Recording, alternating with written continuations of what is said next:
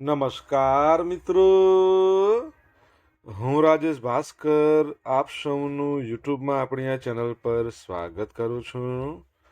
મિત્રો, આજે આપણે તારીખ 25 નવેમ્બર 2025ના કેટલાક મોસ્ટ ઇમ્પોર્ટન્ટ કરંટ અફેર અને અગાઉની પરીક્ષામાં પૂછાયેલા કેટલાક ઇમ્પોર્ટન્ટ પ્રશ્નો વિશે ડિટેલમાં ચર્ચા કરીશું, જે આપને આવનારી પરીક્ષા માટે ખૂબ જ ઉપયોગી સાબિત થશે.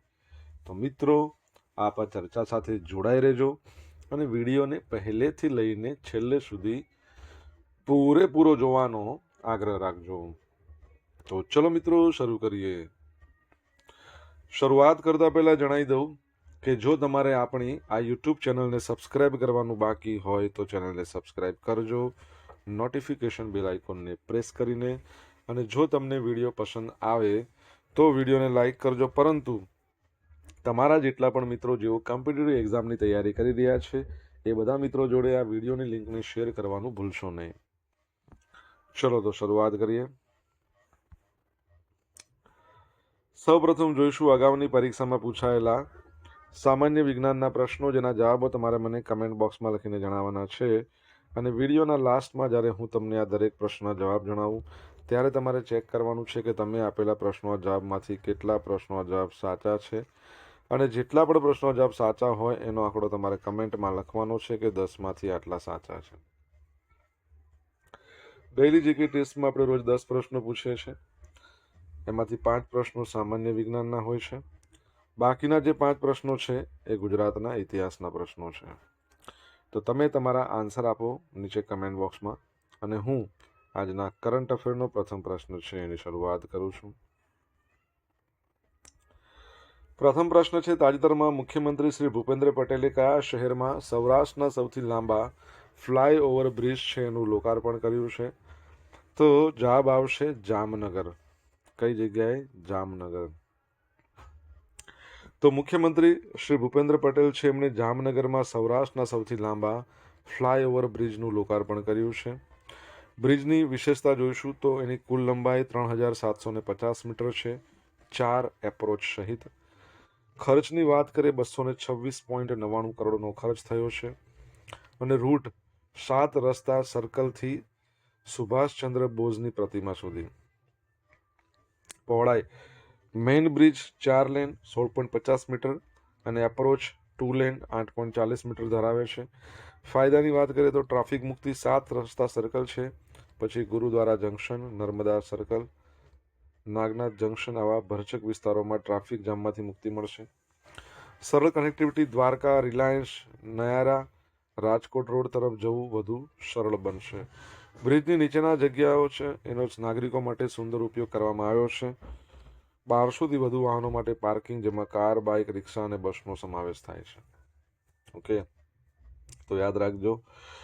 ઓકે, હવે તમારા માટે પ્રશ્ન છે કે ભારતનો સૌથી લાંબામાં લાંબો બ્રિજ કયો છે, ક્યાં આવેલો છે, કેટલી લંબાઈ છે? બરાબર છે. જો તમને આન્સર આવડતો હોય તો કમેન્ટ બોક્સમાં લખીને જણાવી શકો છો. જામનગરની વાત આવે એટલે તમને શું યાદ આવે? જામનગરની બાંધણી યાદ આવે. બરાબર છે, જેને જીઆઈ ટેગ મળેલો છે. જામનગરના પેલી એક ખાવાની વાનગી જે આવે છે, શું કહેવાય છે, સમોસા ટાઈપ આવે છે, ઘૂઘરા. તો એ પણ યાદ રાખજો. અને ગુજરાતની પ્રથમ આયુર્વેદ યુનિવર્સિટી જામનગરમાં બનાવવામાં આવી છે. ઓકે, દર વર્ષે મહિલાઓ સામેની હિંસા નાબૂદી માટેનો આંતરરાષ્ટ્રીય દિવસ છે એની ઉજવણી ક્યારે કરવામાં આવે છે? તો જવાબ આવશે 25 નવેમ્બરના રોજ. તો યુનાઇટેડ નેશન્સ દ્વારા 25 નવેમ્બરના રોજ વિશ્વભરમાં મહિલાઓ સામેની હિંસા નાબૂદી કરવા માટે નિયુક્ત કરાયેલ આંતરરાષ્ટ્રીય દિવસની ઉજવણી કરવામાં આવે છે. આ દિવસ એ હકીકતની જાગૃતિ લાવવા માટે ઉજવવામાં આવે છે કે વિશ્વભરમાં મહિલાઓ વિવિધ પ્રકારની હિંસાનો ભોગ બને છે. 1981માં લેટિન અમેરિકન, કેરેબિયન ફેમિનિસ્ટ એન્ક્યુઓન્ટ્રાન્સ કાર્યકરો છે એમણે 25 નવેમ્બરે મહિલાઓ સામેની હિંસાનો સામનો કરવા માટે વધુ વ્યાપકપણે જાગૃતિ લાવવાના દિવસ તરીકે ચિહ્નિત કર્યો હતો. તમને ખબર છે કે આંતરરાષ્ટ્રીય મહિલા દિવસ ક્યારે મનાવવામાં આવે છે? રાષ્ટ્રીય મહિલા દિવસ તો 13 ફેબ્રુઆરી આપણે મનાવીએ છીએ ભારતમાં. સરોજિની નાયડુનો જન્મદિવસ છે. આંતરરાષ્ટ્રીય મહિલા દિવસ કહો અને અહિંસા આંતરરાષ્ટ્રીય અહિંસા દિવસ, ગાંધી બાપુનો જન્મદિવસ 2 ઓક્ટોબર, એ પણ યાદ રાખજો. Indian Society of Aerospace, Indian Society of Aerospace મેડિસિનની 64મા નંબરની વાર્ષિક કોન્ફરન્સ, બરાબર છે, જોઈ લઈએ. તો ઇન્ડિયન સોસાયટી ઓફ એરોસ્પેસની 64મી વાર્ષિક કોન્ફરન્સનું આયોજન 20 અને 21 નવેમ્બર 2025 દરમિયાન બેંગલુરુમાં ઇન્સ્ટિટ્યૂટ ઓફ એરોસ્પેસ મેડિસિન ખાતે કરવામાં આવ્યું, જેની થીમ શું હતી? ઇનોવેશન ઇન એરોસ્પેસ મેડિસિન અને ઇન્ફિનિટ પોસિબિલિટીઝ. ઉદ્ઘાટન કોણે કર્યું? Air chief marshal AP Singh. સહભાગીઓ કોણ? DRDO, ઇસરો સહિત દેશ વિદેશના 300 પ્રતિનિધિઓએ ભાગ લીધો. 100થી વધુ વૈજ્ઞાનિક પેપરો રજૂ કર્યા. મહત્વ: આ સંમેલન ભારતમાં એરોસ્પેસ મેડિસિનના ભવિષ્ય અને સંશોધનને પ્રોત્સાહન આપે છે. ઓકે, તમને ખબર છે આપણા ચીફ છે ને એરફોર્સના, એમનું નામ છે અમરપ્રીત સિંહ. વાઇસ ચીફનું નામ તમને આવડતું હોય તો કમેન્ટ બોક્સમાં લખીને જણાવો. મિત્રો, વિડીયો પસંદ આવ્યો હોય, ભણવાની મજા આવી હોય તો વિડીયોને લાઇક કરો, તમારા મિત્રો જોડે વિડીયોની લિંકને શેર કરો. આપણી બંને યુટ્યુબ ચેનલ રાજેશ ભાસ્કર 2 જો સબસ્ક્રાઇબ નથી કરી તો સબસ્ક્રાઇબ કરો, નોટિફિકેશન બેલ આઇકોનને પ્રેસ કરીને. જો તમારે ડેઇલી કરંટ અફેરની PDF જોઈતી હોય તો આપણી ટેલિગ્રામ ચેનલને જોઈન કરો. ડેઇલી કરંટ અફેરની PDF તમને અહીંયા મળશે, સાથે તમને પોલ્સ પણ રમવા મળશે. તાજેતરમાં કોણે પ્રથમ મહિલા T20 World Cup for the blind એ જીતી લીધો છે? તો જવાબ આવશે ભારતે જીત્યો છે. કોણે જીત્યો છે? ભારતે જીત્યો છે. તો ભારતીય મહિલા બ્લાઇન્ડ ક્રિકેટ ટીમ છે, એમણે કોલંબોમાં રવિવારે, બરાબર છે, 23મી નવેમ્બરે મહિલા T20 World Cup for the blind જીતીને ઇતિહાસ રચી લીધો છે. ફાઇનલમાં ભારતે નેપાળને 7 વિકેટે હરાવીને ટ્રોફી જીતી.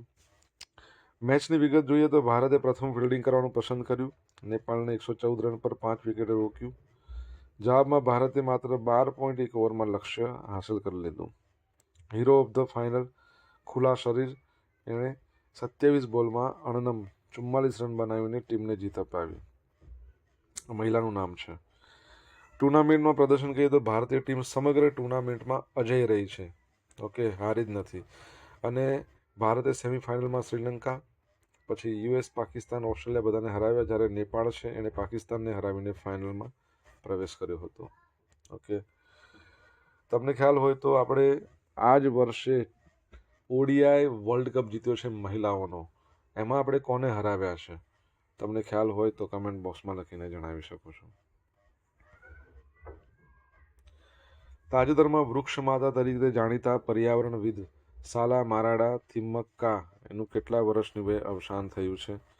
તો જવાબ આવશે 114 વર્ષની વયે અવસાન થયું છે.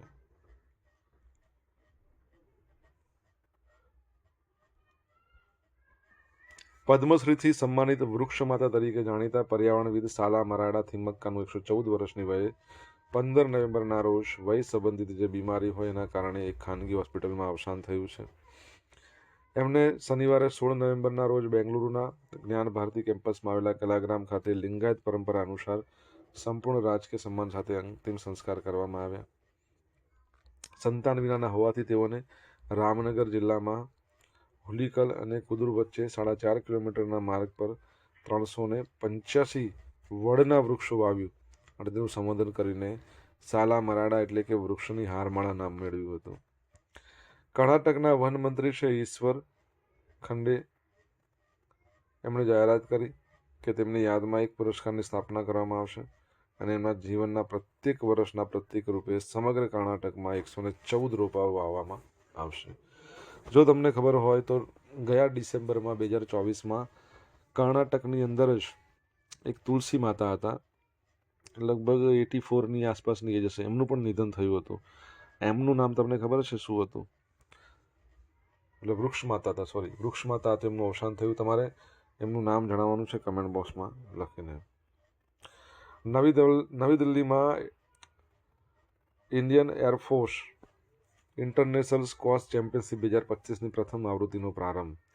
તો ભારતીય વાયુસેના એરફોર્સ સ્ટેશન નવી દિલ્હી છે, ત્યાં ઇન્ડિયન એરફોર્સ ઇન્ટરનેશનલ સ્ક્વોશ ચેમ્પિયનશિપની પ્રથમ આવૃત્તિનું આયોજન કરી રહી છે અને આનું આયોજન ક્યારથી થયું છે? 24થી લઈને 28મી નવેમ્બર. આ પ્રતિષ્ઠિત ઇવેન્ટ સશસ્ત્ર દળોમાં બહાર ખેલદિલી આંતરરાષ્ટ્રીય મિત્રતા અને ફિટનેસ કલ્ચરને પ્રોત્સાહન આપવા માટે એક મહત્વપૂર્ણ સીમાચિહ્નરૂપ છે. ચેમ્પિયનશિપમાં ટીમ ઇવેન્ટ્સ, ઓપન સિંગલ્સ એમ બંને શ્રેણીઓનો સમાવેશ થશે. આમાં વિવિધ દેશો અને લશ્કરી ટુકડીઓ પ્રતિનિધિત્વ કરતા એક શ્રેષ્ઠ જે સ્ક્વોશ ખેલાડીઓ છે બધા ભાગ લેશે. યાદ રાખજો, નવી દિલ્હીમાં અને 24થી 28 નવેમ્બરમાં આયોજન છે. ઓકે, સ્ક્વોશ ખેલાડીમાં તમે નામ લો એટલે તમને ખબર છે કે આઈ થિંક 16 કે 18 વર્ષની છે ને નવી દિલ્હીમાં રહેતી સ્ક્વોશની ખેલાડી, નામ ખબર હોય તો જણાવો. અને ઇન્ડિયન એરફોર્સની વાત કરી છે. 8 ઓક્ટોબર ઇન્ડિયન એરફોર્સ ડે આપણે મનાવીએ છીએ. આ વર્ષે ઇન્ડિયન એરફોર્સ છે તેનો આ દિવસ કઈ જગ્યાએ મનાયો છે? કમેન્ટ બોક્સમાં લખીને જણાવો તમને આન્સર આવડતો હોય તો. સોશિયલ મીડિયાના માધ્યમથી તમે મારી સાથે કનેક્ટ રહી શકો છો. ઇન્સ્ટા આઈડી છે આપણું rajesh.i.bhaskar, ફેસબુક આઈડી છે RI ભાસ્કર અને ટેલિગ્રામ ચેનલ છે રાજેશ ભાસ્કર. અહીંયા તમને ડેલી કરંટ અફેરની પીડીએફ મળશે અને પોલ્સ પણ રમવા મળશે. જો તમને ભણવાની મજા આવી હોય તો વિડીયોને લાઇક કરો, તમારા મિત્રો જોડે વિડીયોની લિંકને શેર કરો, ચેનલ સબસ્ક્રાઈબ કરવાની બાકી હોય તો સબસ્ક્રાઈબ કરો, નોટિફિકેશન બેલ આઇકોનને પ્રેસ કરીને. કયા દેશનું એરપોર્ટ વાઈફાઈ 7 ડિપ્લોય કરનાર વિશ્વનું પ્રથમ એરપોર્ટ બન્યું છે? તો જવાબ આવશે ઓમાન. શું છે? ઓમાન. મસ્કત એની કેપિટલ છે, ઓમાની રિયાલ એની કરન્સી છે. બરાબર છે. જોઈ લઈએ આપણે શું છે એક્ઝેક્ટલી. તો ઓમાન એરપોર્ટ છે એના તમામ એરપોર્ટ્સ પર વાઈફાઈ 7 ડિપ્લોય કરનાર વિશ્વનું પ્રથમ એરપોર્ટ ઓપરેટર બન્યું છે. ભાગીદારીમાં આ અપગ્રેડેડ હુવાવે સાથેની ભાગીદારીમાં લાગુ કરવામાં આવ્યું, જે એરપોર્ટના ડિજિટલ ઇન્ફ્રાસ્ટ્રક્ચરમાં મોટી છલાંગ છે. વાઈફાઈ 7 વધુ ઝડપી, મજબૂત, વધુ ઝડપી સ્પીડ, વધુ મજબૂત સુરક્ષા, પછી પીક ટ્રાફિક હોય ને ત્યારે પણ અત્યંત વિશ્વસનીય કનેક્ટિવિટી પૂરી પાડે છે. મુસાફરોની સુવિધાની વાત કરીએ તો આ પહેલ એક ચેક-ઇનથી લઈને બોર્ડિંગ સુધી સ્મૂથ સ્ટ્રીમિંગ, ઝડપી ડાઉનલોડ, સિમલેસ ઓનલાઈન સેવાઓ આપીને મુસાફરોની સુવિધામાં વધારો કરે છે. કાર્યક્ષમતા, તે એરપોર્ટ સ્ટાફ અને કામગીરીને સપોર્ટ કરતી ઝડપી અને સુરક્ષિત સિસ્ટમ સાથે ઓપરેશનલ કાર્યક્ષમતામાં પણ વધારો કરે છે. હવે આ ડિપ્લોયમેન્ટ કોમન વિઝન 2040 સાથે સુસંગત છે. એ અંતર્ગત એ લોકો શું કરશે? સ્માર્ટ ઇન્ફ્રાસ્ટ્રક્ચર બનાવશે, વૈશ્વિક ધોરણની સેવાઓ આપશે, અદ્યતન ટેકનોલોજી અપનાવવા પર ધ્યાન કેન્દ્રિત કરશે. આપણે જે રીતે વિઝન છે ને 2047માં વિકસિત ભારતનું,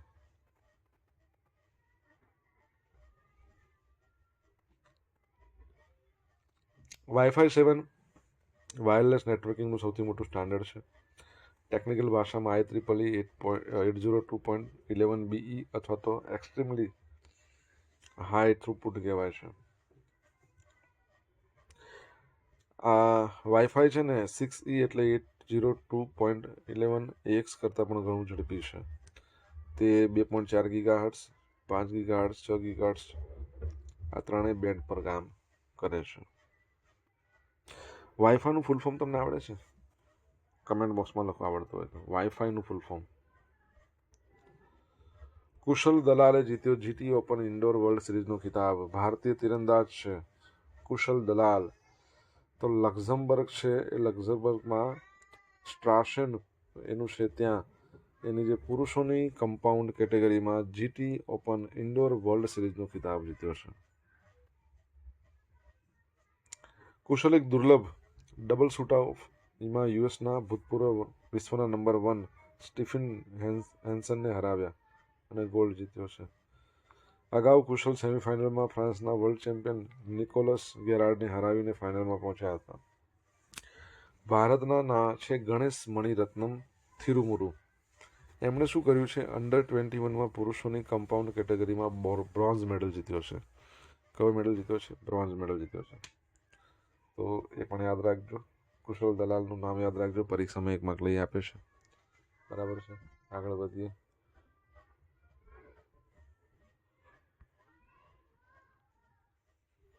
હવે મિત્રો જોઈશું અગાઉની પરીક્ષામાં પૂછાયેલા સામાન્ય વિજ્ઞાનના પ્રશ્નો. પહેલો પ્રશ્ન, ગોબર ગેસનો મુખ્ય ઘટક કયો હોય છે? મિથેન. એનિમિયા કયા તત્વોની ઉણપને કારણે થાય છે? Vitamin C. વિટામિન સી ક્યાં? વિટામિન.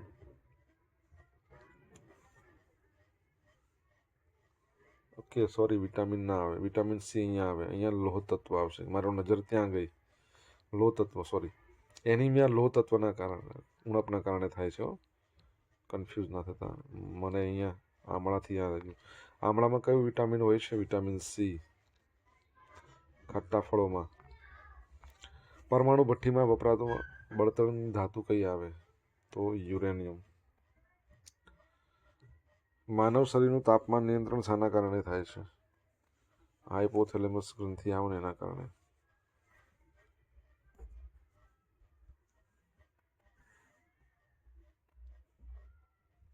હવે જોઈશું અગાઉની પરીક્ષામાં પૂછાયેલા ગુજરાતના ઇતિહાસના પ્રશ્નો. પહેલો પ્રશ્ન, બારડોલી સત્યાગ્રહ કઈ સાલમાં થયો હતો? 1928. ગુજરાતના ગૌરવ સમાજ જમશેદજી તાતા અને દાદાભાઈ નવરોજીનું જન્મસ્થળ? નવસારી. કયા મુગલ રાજાએ ગુજરાતને હિન્દનું આભૂષણ માનતો? તો જવાબ શું આવશે? ઔરંગઝેબ.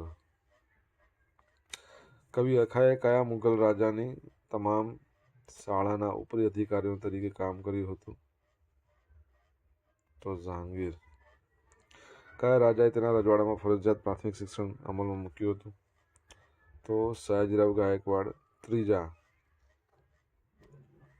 બરોડા સ્ટેટ. ઓકે. હવે મિત્રો જોઈશું ગઈકાલે પૂછેલા પ્રશ્નો જવાબ. પહેલો પ્રશ્ન, તાનારીરી મહોત્સવની શરૂઆત ક્યારે થઈ હતી? 2003માં. તાજેતરમાં આવેલા Global Climate Change Performance Index 2026માં ભારત 23મા સ્થાને છે. ગયા વર્ષે 10મા નંબર પર હતું. હાઈ પરફોર્મરમાંથી મીડિયમ પરફોર્મરમાં ગતું છે. 13 પોઈન્ટનો ઘટાડો થયો છે. બહુ વધારે પડતો કહેવાય. હવે મિત્રો આજે પૂછેલા પ્રશ્નનો જવાબ જોઈએ. પહેલો પ્રશ્ન શું હતો કે ભારતનો સૌથી લાંબામાં લાંબો બ્રિજ કયો છે? અટલ સેતુ.